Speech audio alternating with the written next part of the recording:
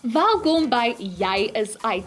Die enigste speelietjie waar jou ras en geslag meer tel as jou jare se harde werk. Want in die nuwe Suid-Afrika speel die ANC graag met jou werk.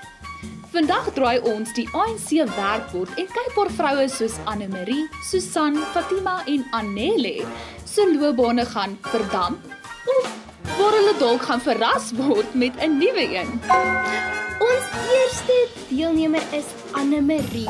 Welkom hier by Jy is uit. Anne-Marie, jy is al 30 jaar 'n toegewyde onderwyseres van Pretoria. Kom ons sien wat hou die ANC werkbord in vir jou.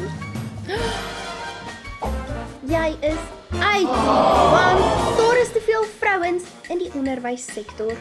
Volgens die minister van onderwys moet 65.000 vrouens uit die onderwys.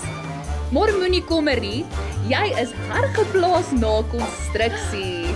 Ons hoop jy hou van veiligheidshelms en stootskrapers. Baie geluk Anne-Marie.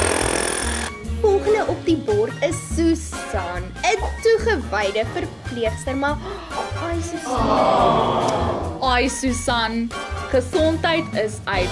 Meer as 76.000 vroue word vervang in die gesondheidssektor. Hoor.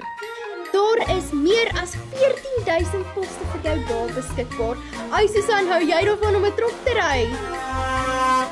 Dit is tyd vir goeie nuus. Annele, jy is in.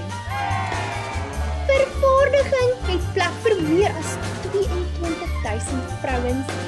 Ai, maar dit klink belovend. Ai Annele, ons weet jy is eintlik 'n argitek, maar vandag is jy 'n swyser in 'n pypfabriek. Dit is maar net vooruitgang volgens die ANC se plan. En die laaste draai is Fatima. Konstruksie is oop. Meer as 14.000 poste is oop vir vroue. Of jy nou 'n vroedvrou, prokureur of kunstenaar is, die wêreld is nou oop vir jou. Jy het 'n kans. En is dit nie jou passie nie? Hoop ons jy pas gou aan. Dis nie meer 'n loopbaan nie. Dis 'n dobbelsteen en die ANC speel letterlik met jou werk.